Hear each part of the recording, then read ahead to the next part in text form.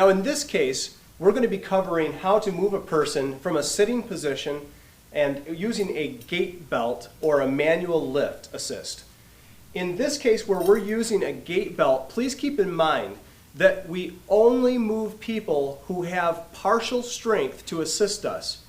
If this person was not strong enough to assist us with their legs or with their arms, we would not be lift assisting them with a gait belt.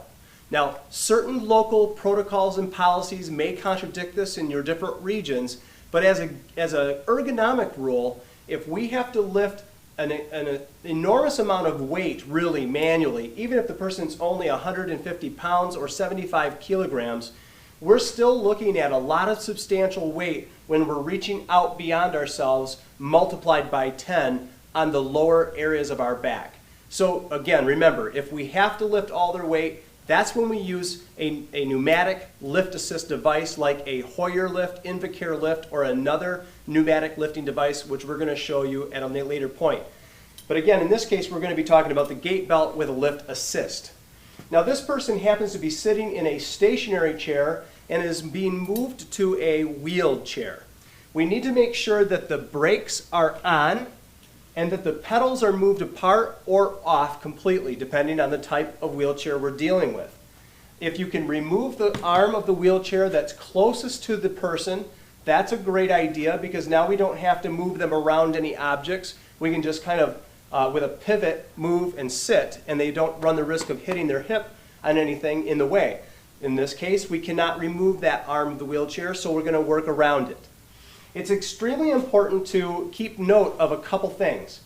Is the person that we're going to be moving wearing non-slip soled footwear? Whether that's slippers or shoes, it needs to have something that's going to help prevent this person from slipping on a floor. Secondly, we're going to communicate well with this person to explain what we're going to be doing for them and with them, and we want to make sure that they understand us quite well. So I'm going to engage this person in speaking to them. Can you understand what I'm saying at this time? Yep. Okay, great. I see that your feet, you're wearing shoes, tennis shoes with good soles. That's great. Can you make sure to move your feet out just a little bit? There you go, perfect. And then if you could separate your feet a little bit. Perfect. This allows me to be able to step with one foot in between their feet in order to get a good knee-in placement to adopt the person's body weight as my own as I help them stand up.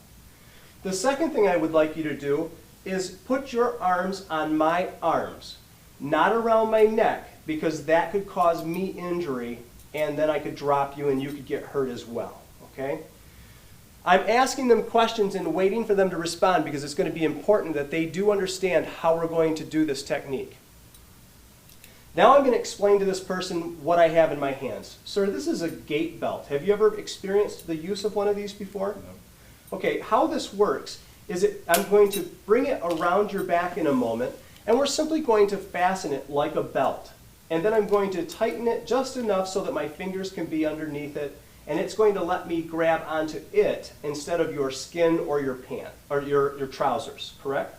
And then we're going to, on the count of 3, when I get ready, we're going to stand together, we're going to pivot, and when you feel the back, on your back of your legs, this wheelchair, on the count of 3, we're going to sit down together.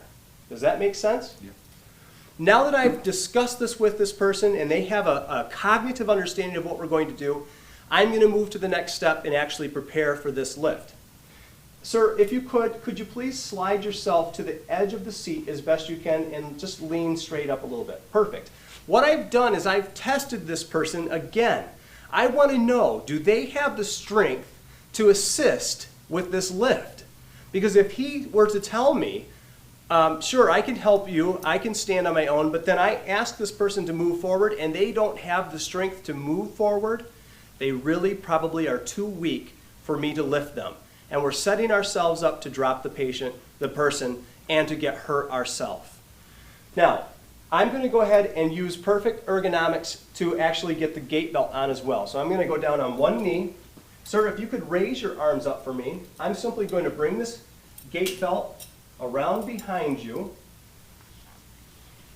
We want to do that where we feed the belt behind them. We're never going to throw the belt over this person's head. We run the risk of hitting them in the face with the belt. We also run the risk of scaring this person. There are all kinds of different people with all kinds of different needs. If this person has a mental disability or has a developmental disability, this could really scare them. It could panic them. So we want to make sure that we're not making any sudden movements, but that we're encouraging confidence. And feeding this around their back manually is a great way not to hurt them or scare them. Once this gait belt is in place, I'm going to test the tightness by keeping my fingers on the inside, and then make sure you feed the rest of the belt loop through the rest of the buckle so that this does not slip. Gait belts normally have teeth that will prevent the belt from slipping when it's secured correctly. Now that this is in place, we're ready to go ahead and lift this person. Sir, remember once again, your hands will go up on my forearms. I will grab the back of your belt. I'm going to step in. Your head is going to go over my shoulder. And on the count of 3, we're going to stand up. Ready? One of the last things we want to talk about here, though, is to make sure that if I'm going to be moving the person to the right, my left foot is in between the person's legs. If I'm moving the person to my left, my right foot will go in between their legs. Because once we do this lift, I want to be able to pivot and not get my feet caught up with their legs and trip and fall. Okay, go ahead and put your arms on my arms, lean over my shoulder. Notice how I stepped in, my leg is between his legs, I'm squatting, using the strong legs to prepare for this lift. On the count of 3, sir, we're going to stand. 1, 2, 3. Up we go. Let this person get their balance. Do you feel comfortable? Yep. Now slightly shift your feet until you're in front of the wheelchair, sir. Slide back about 2 or 3 steps. There you go. Can you feel the chair behind your legs, sir? Yeah. Okay, on the count of 3, we're going to sit down just like we stood up. Ready? 1, 2, 3. I step in. I adopt his weight as mine, using the gait belt for my holding. And now this person is sitting in a chair. I back away. I make sure they're comfortable. And now we can situate them back into the wheelchair, get them belted in properly, and get ready for the next move.